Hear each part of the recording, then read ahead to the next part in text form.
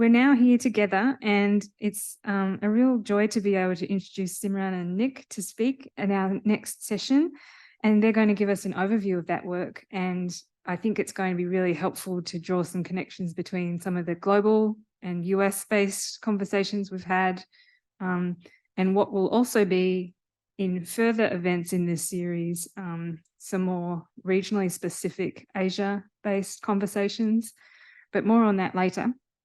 I'll introduce Simran. Dr. Simran Talwar is Research Principal and Circular Economy Lead in the Resource Stewardship Group at the Institute for Sustainable Futures here at UTS. She has over 13 years of research and industry experience in circular economy policy and business strategy. She leads and manages various projects related to circular economy, product stewardship, and net zero pathways, working closely with industry, local, state, and federal governments and international development agencies. She's Principal Advisor to the Product Stewardship Centre of Excellence. And Dr. Nick Florin is an Associate Professor at the Institute for Sustainable Futures as well.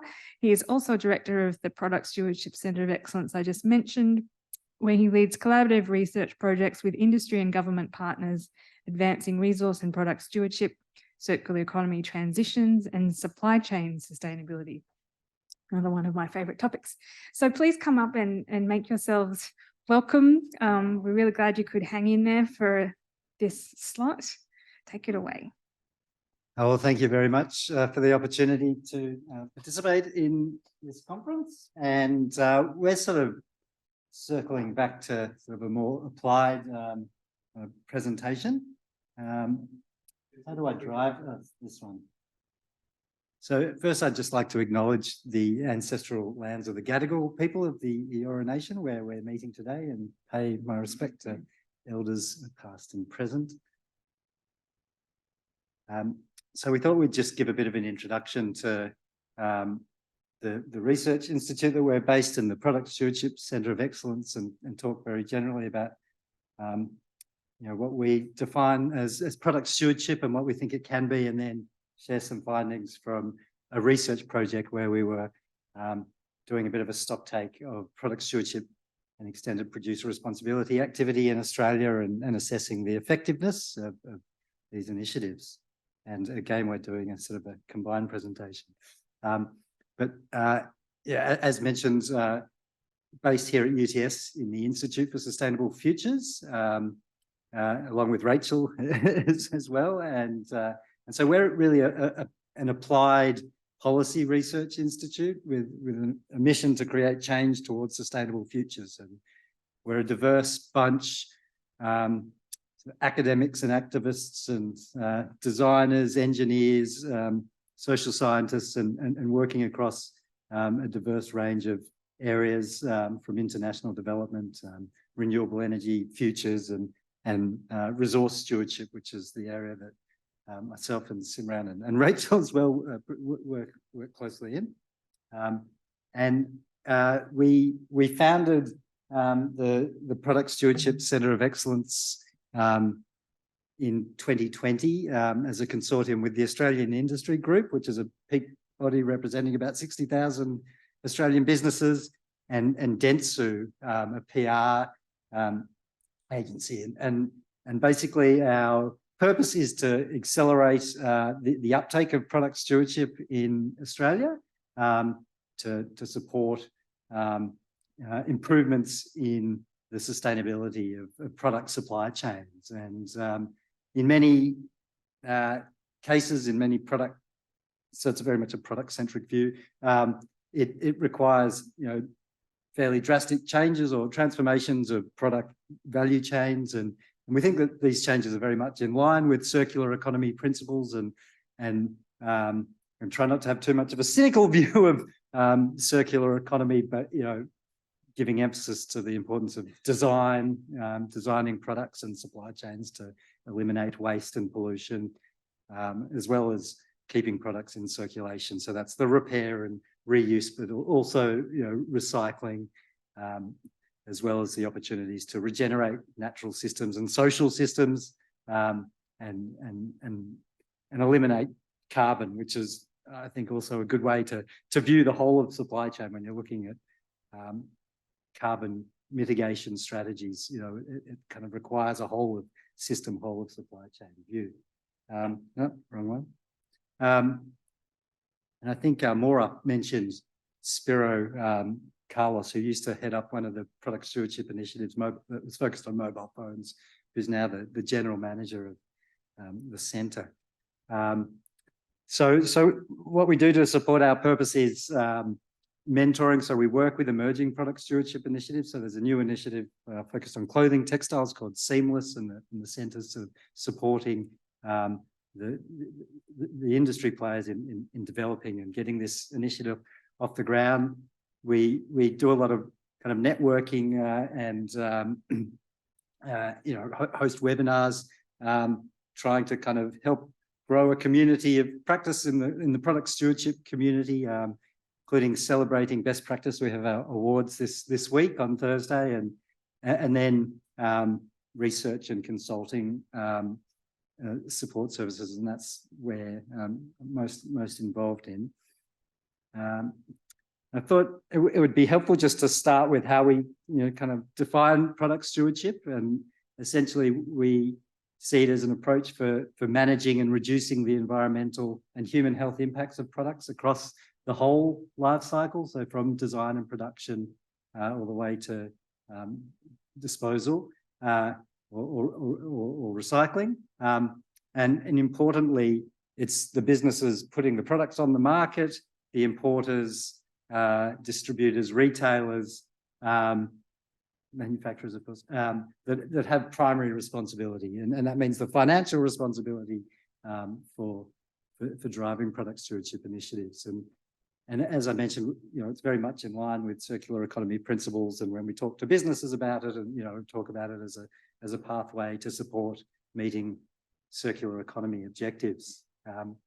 And I'm sure everyone's familiar with extended producer responsibility, and there's lots of arguments around how different definitions of product stewardship versus extended producer responsibility. I mean, we see EPR as a subset, and that's very much focused on the end of life, about shifting some of the financial burden from local governments for the cost of waste management, and doing this by incentivising producers to reduce waste. And I think it's fair to say that a lot of the product stewardship activities in Australia may be characterised as EPR, because they do very much focus on sort of the end of life. But we'd emphasise that product stewardship action can span the whole product life cycle. So it's about better design of products for longevity, and the elimination of hazardous materials, the use of recycled content and renewable resources. And so an example in the e-product space is HP's commitment to recycled content, including the plastics and some of the metals that they use, as well as a strong focus on packaging. A lot of the companies do have claims about recycled packaging materials. And then in the use phase, it's about providing information to consumers about how to better use products or responsibly dispose of products. But it also includes new business models that are promoting repair and reuse. And notice that Nokia, for example, has a new offering. I can't remember the specific number of the smartphone, but a repairable smartphone. It's an initiative in collaboration with iFixit. And then at the end of the life or post-consumption, it's about providing convenient and accessible collection and take-back services, and supporting new recycling and reprocessing industries, and also growing new end markets, which is critical. If that's doesn't happen along with the collection of products, then you see failures like we've seen with Red Cycle, which is the collection initiative. It's perhaps not even really reasonably referred to as product stewardship, but there were no end markets established for the recovered materials. So in terms of how businesses are engaging in product stewardship, businesses can either be working collaboratively as members of collective schemes, and this is where businesses putting similar products on the market work together to address a common problem. In Australia, these can be voluntary, co-regulatory or mandatory, and the vast majority are voluntary, and examples in the e-product space are mobile muster, focusing on mobile phones, a relatively new scheme focused on batteries, and in the co-regulatory space, which is essentially where the government sort of sets and defines the rules and industry delivers against those rules. It's the National Television and Computer Recycling Scheme, as well as the various container deposit schemes run by different state and territory governments. And there's one mandatory scheme focused on used oil. But then individual businesses can also drive product stewardship initiatives, and examples of these tend to sort of focus more broadly across the whole supply chain, and focusing on circular design and repair and reuse. So this next slide just lists the product stewardship initiatives that are focused on e-products. In our recent stock take that Simran's going to go into more detail, we identified about 20. There's a range of collective schemes, cartridges for Planet Arc, focused on printer cartridges, Fluorocycle on fluorescent lighting. I've mentioned B-Cycle and Mobile Muster, and then also the National Television and Computer Recycling schemes. So most of these are voluntary, and they all predominantly focus on end of life and are about establishing collection and take back services and recycling. By contrast, if we look at examples of individual business initiatives, there is a broader focus across the whole value chain. The last thing I just wanted to mention before I hand over to Simran is that we're currently in a period of regulatory reform, and the government has committed to establish some new regulations to expand the focus to a regulated scheme for handheld electronics and also photovoltaic systems. And they've just completed some consultation around the design that remains to be seen. And I think trying to maintain some optimism, but there is a real opportunity for Australia to look, as you mentioned, look to Europe and to eco-design and energy labelling schemes, and really expand the focus of product stewardship in Australia to look more upstream and establish some obligations around repair and reuse. And I know the government's received lots of constructive feedback around that, so hopefully we see some positive developments there. But I'll now hand over to Simran. Thank you. Thanks, Nick. So what we thought might be interesting is to maybe take you all through one of the recent outputs from the Product Stewardship Centre of Excellence and our institute, which is the Product Stewardship Gateway. It's an online database of all things stewardship in Australia. Essentially lists around 106 product stewardship initiatives across voluntary, mandatory, co-regulatory, as Nick was speaking about, and really tries to assess how they're reporting on performance. So the focus really was to bring this database together in terms of understanding the types and scale of product stewardship activity. What are the product classes, material classes in focus in Australia, but also try and understand what are the benefits of these activities and how those initiatives are self-reporting around their environmental, social, economic benefits. So I have some screenshots on upcoming slides, but essentially really the focus was to understand benefits, to evaluate effectiveness, and I'll speak to the definition of effectiveness, as well as identifying opportunities to learn, improve, and to increase uptake of product stewardship activity in Australia.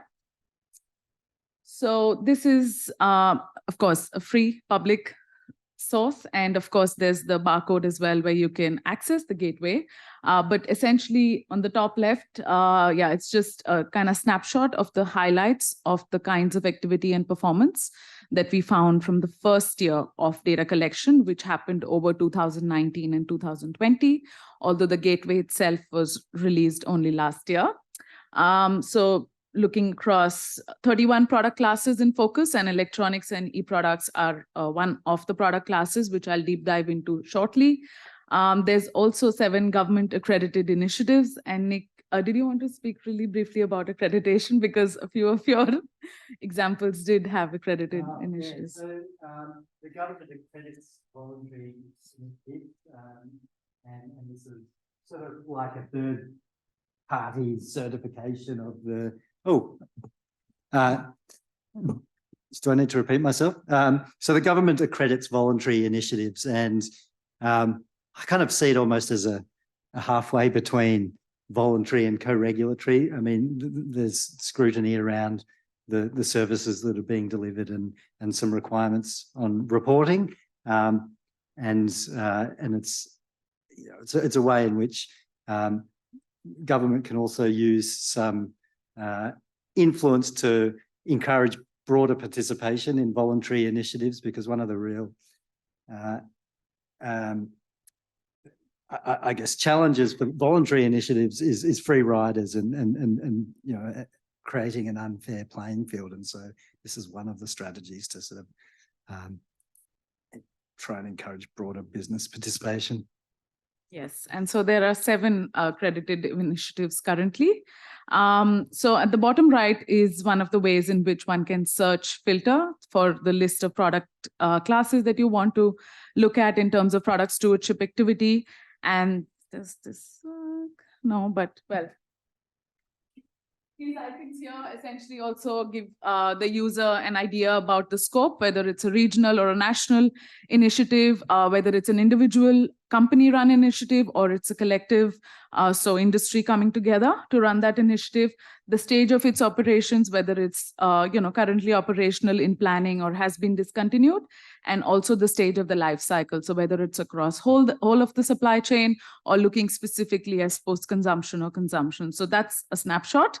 And the next slide, so the top left again gives you an example of what each individual page looks like. So all of the 106 initiatives have their respective pages where you have an overview in terms of the objectives or the scope of what the product stewardship initiative does, the products or material classes, and the types that they take back or help in better design or reuse, repair. Also some information around the life cycle activities. And then the bottom of the screen is the annual performance data. So like I mentioned, this one just contains data so far for 2019-2020, where we have an extensive framework of 33 performance indicators across environmental, social, and economic outcomes. And so essentially really just mapping what has been reported around, let's say, waste collection volume, waste diversion, recovery rates, etc. And we're currently in the process of now updating this data for 2021 and 2022. So hopefully early next year, there'll be around 3 years of performance data on the gateway. And so a little bit around the research that was that the gateway was part of, which was funded by the federal government. Essentially, it's the first comprehensive evaluation of benefits and effectiveness of product stewardship in Australia. It does support the Waste Action, National Waste Action Plan, specifically Action 3.3, which is around evaluating effectiveness of product stewardship and EPR. And the gateway, one of the outputs, but we also had extensive stakeholder engagement through surveys and interviews with businesses, local government, consumers, who of course are all important actors within the product stewardship landscape, but also with product stewardship experts and actors internationally. And we examined both collective schemes and business initiatives. So effectiveness essentially is defined by how well product stewardship initiatives meet their objectives, and which are to minimize environmental and human health impacts of products and materials throughout the life cycle. And that's the kind of lens that we've applied to really tracking the performance of these initiatives on the product stewardship gateway. So I'd say this is more collective in terms of what we found from the first year of data collection before I get into the electronics category. But essentially, there are 28 packaging-focused initiatives, unsurprisingly. Next in line is electrical and electronic products. So there are a range of collective schemes as well as business initiatives operating in this space. Clothing textiles is another interesting one, and a few upcoming and in planning schemes as well. Furniture, and then plastics, of course, which specifically is around the beverage and the CDS focused activities.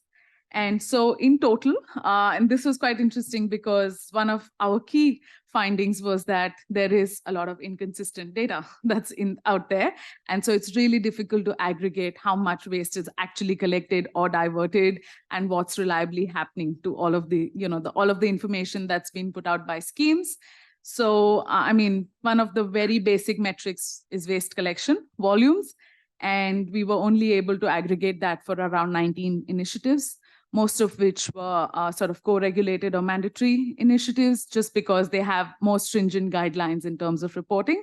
And so some of these metrics are sort of key to them having their annual reports. So 19 initiatives collected around 366,000 tons of materials.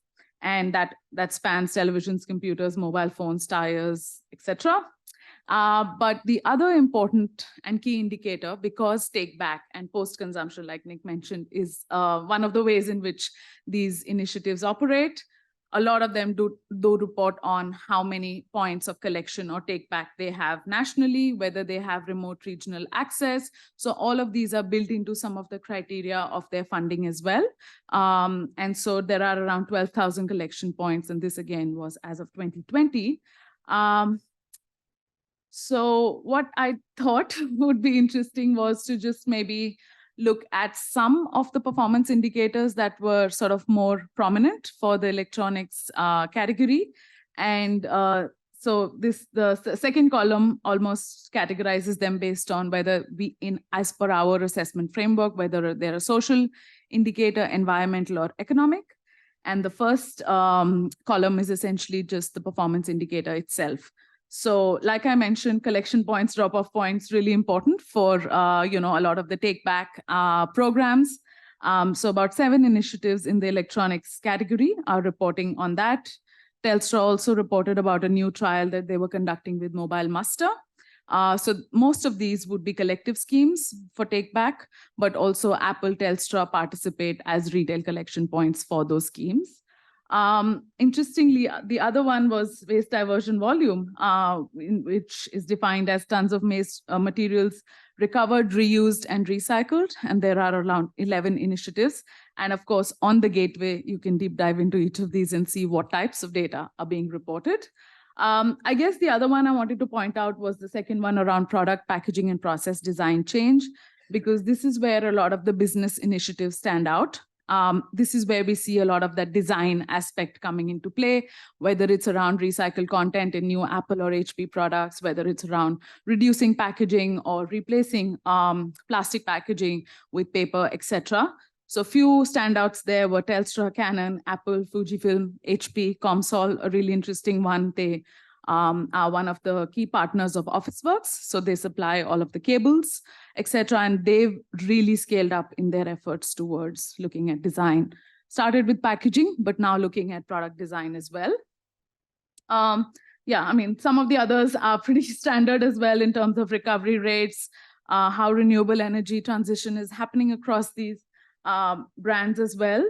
I guess the other interesting one was around sustainable supply chains. So that again is an indicator that we were tracking, and it speaks about types of certifications that the brands or their service providers or recyclers have to undergo, how these companies were trying to encourage local recycling versus sending products offshore.